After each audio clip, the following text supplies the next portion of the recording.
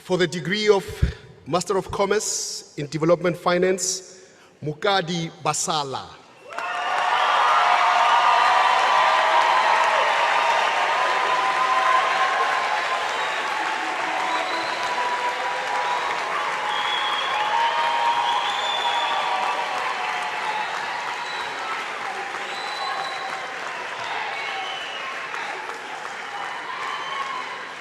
Try to make eye contact with your loved ones if you know where they are.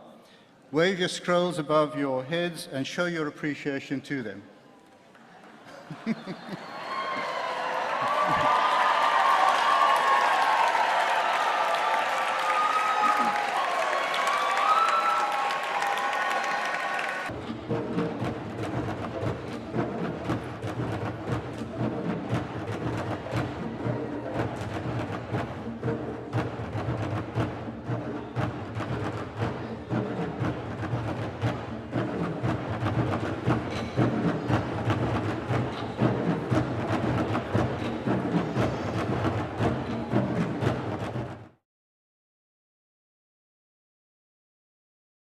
Internautes, bienvenue dans ce premier numéro de JPS, une émission d'analyse politique, économique, sociale et culturelle. L'émission se passe sur Plus 243 News, chaîne de télévision sur YouTube. Je suis Joseph Bassala, le présentateur. Avant de commencer cette émission, je vais vous laisser suivre l'éditorial de GPS. Je vous retrouve tout de suite après l'éditorial. Merci. De retour sur les plateaux de GPS. Le premier sujet d'analyse dans ce premier numéro est autour de la rupture entre les FCC et Cash. Qu'est-ce qui a causé cette rupture entre les deux partenaires que nous avons donné beaucoup de chance quand ces deux groupes politiques ont décidé de travailler ensemble pour l'intérêt supérieur de notre peuple. L'alternance en République démocratique du Congo a été saluée par tout le monde. Les Européens et Américains nous ont même parlé d'une négociation ou alors d'une alternance à la congolaise.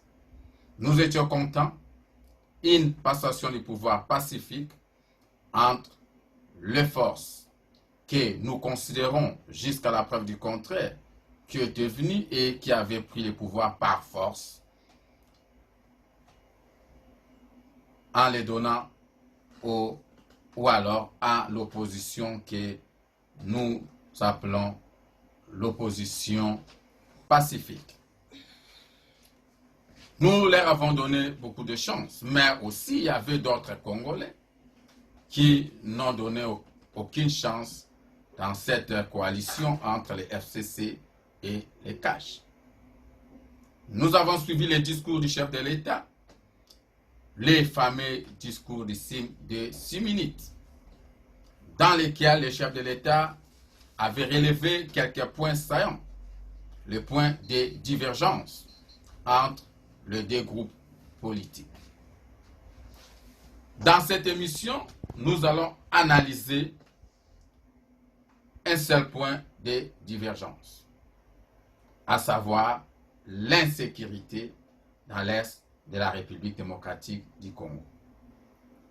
Dans les numéros prochains, on va parler d'autres points de divergence, comme sur les portefeuilles de l'État, comment est-ce que les portefeuilles de l'État sont partagés et alors quels sont les points de conflit entre les deux groupes politiques.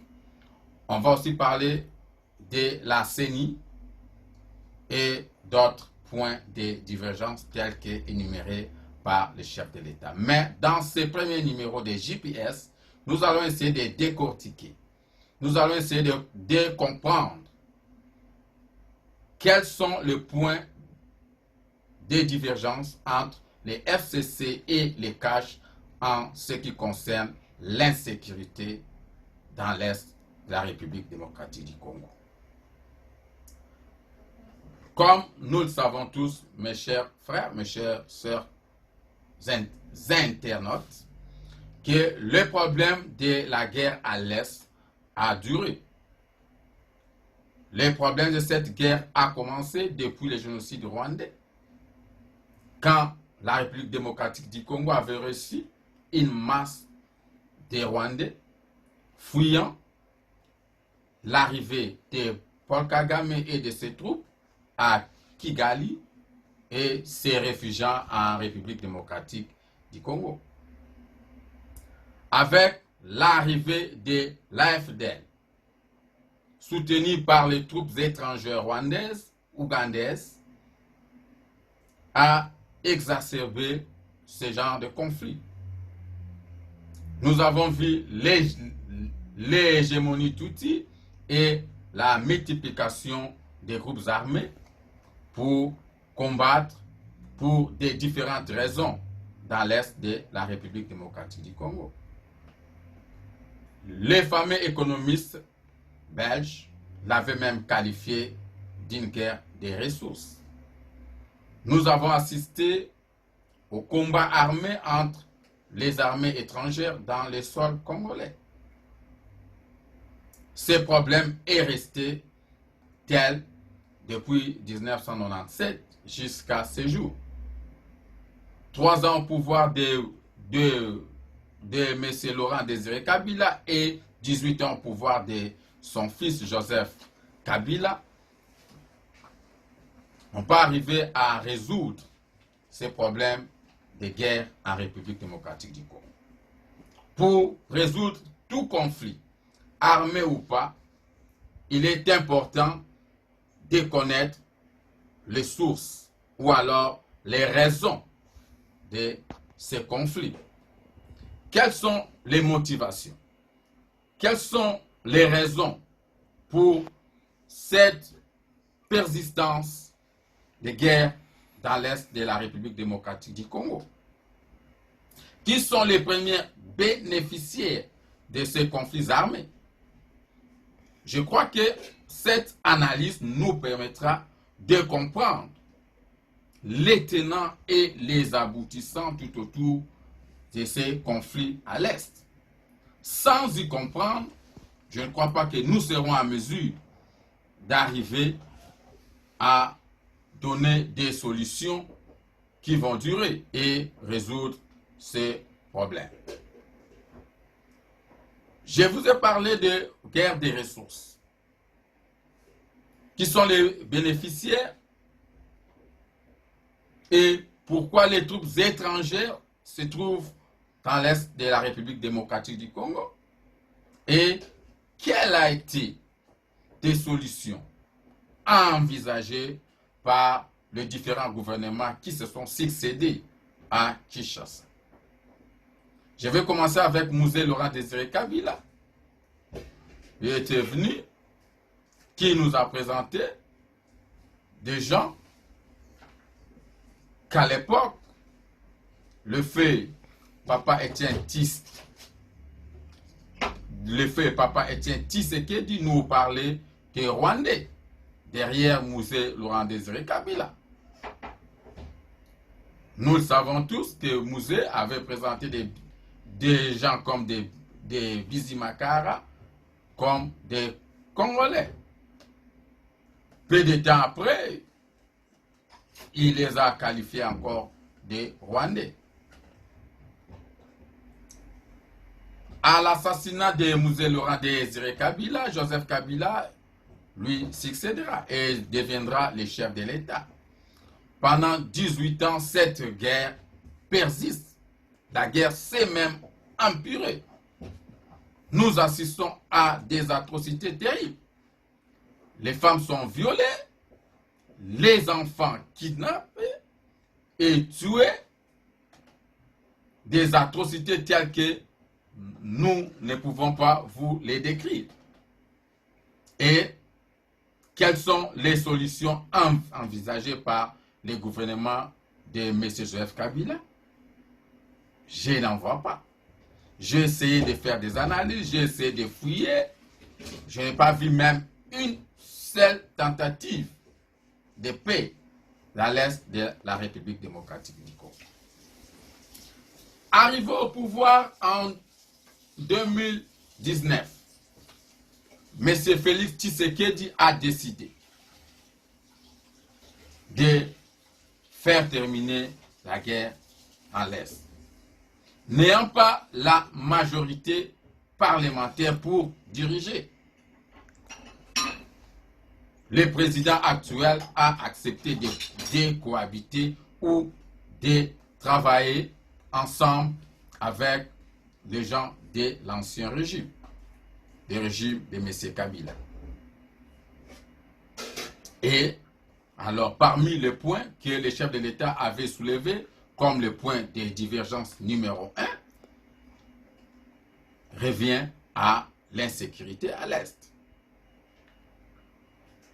Moi, je crois, ça c'est mon humble avis, donc je ne saurais pas l'imposer à qui que ce soit. Ça c'est mon humble point de vue. Je crois que le gouvernement de Joseph Kabila a fait 18 ans au pouvoir. Et 18 ans, ils n'ont même pas tenté de résoudre ou de faire terminer cette guerre à l'Est.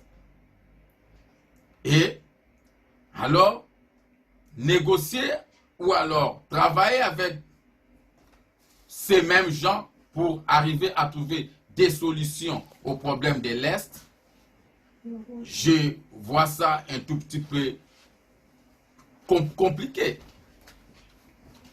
Puisque si réellement les gens de Kabila avaient cette volonté politique,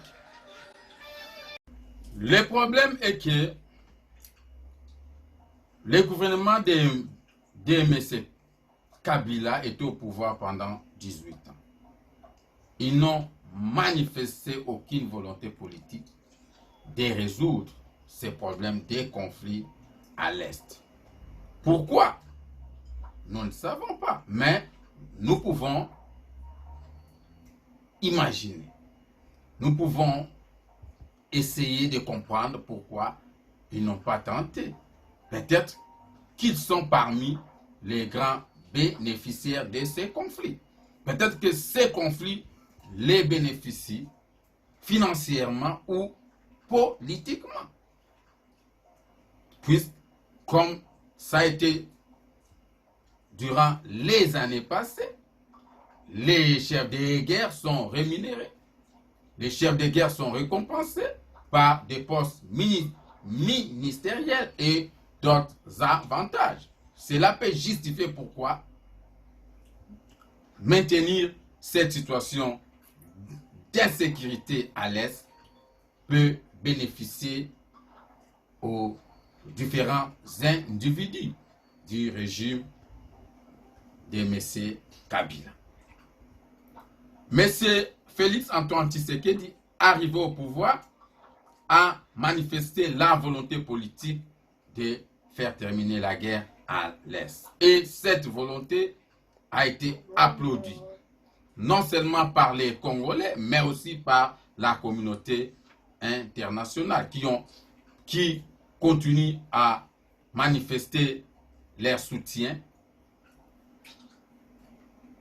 dans la politique telle que le chef de l'État est en train de la pratiquer. Je crois que le point saillant, ou alors le point de divergence entre les FCC et le gouvernement de Fachi est que leurs intérêts sont aussi divergents. C'est-à-dire, les FCC ou les gens de FCC ne voient pas leurs intérêts ou leurs bénéfices en faisant terminer la guerre. Pour plusieurs raisons. Ça peut être des raisons financières ou politique. Peut-être ça va être un actif dans le programme du chef de l'État qui peut motiver les gens à lui élire encore ou réélire en 2023. Ou alors, comme nous le savons, ce sont des intérêts financiers où les gens de M. Kabila ou alors les gens qui sont dans les FCC bénéficient financièrement de ces conflits armés dans l'Est. Donc, si je peux donner quelques idées ou alors si je peux donner quelques conseils au chef de l'État de la manière où son gouvernement peut essayer de résoudre ces problèmes de l'Est, je crois qu'il serait mieux qu'il trouve des solutions ailleurs. Sûrement, les solutions ne se trouvent pas chez les gens des FCC, puisque s'ils avaient des solutions à ces problèmes de l'Est, ils allaient déjà le résoudre très longtemps. Donc, le chef de l'État doit se concerter avec les différents acteurs politiques qui ont ces soucis-là de travailler pour la paix à l'est du Congo. Donc, le point de la sécurité à l'est, c'est un point très important. Et le point numéro 1, tel que les chefs de l'État l'avaient souligné dans son discours. Donc, je crois que comme nous aurons à le démontrer dans les prochaines éditions, puisque nous allons encore y revenir, et encore on va parler de ces sujets dans les différentes émissions que nous aurons à animer sur cette chaîne avec nos différents invités, les différents experts viendront et puis nous allons essayer de décortiquer les raisons ou alors les motivations et suggérer des solutions sur des résolutions de ce conflit armé à l'est de la République démocratique du Congo. Mes chers amis, nous sommes à la fin de ce premier numéro de JPS et on se retrouve dans le prochain numéro. Ciao.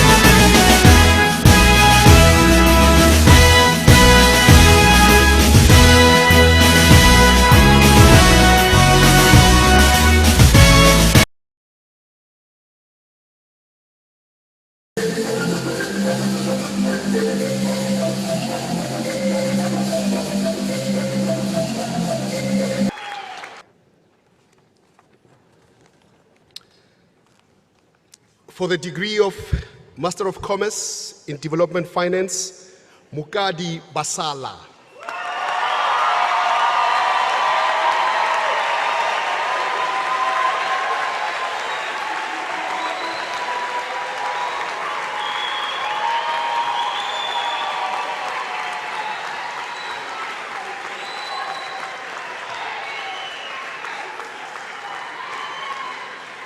Try to make eye contact with your loved ones if you know where they are. Wave your scrolls above your heads and show your appreciation to them.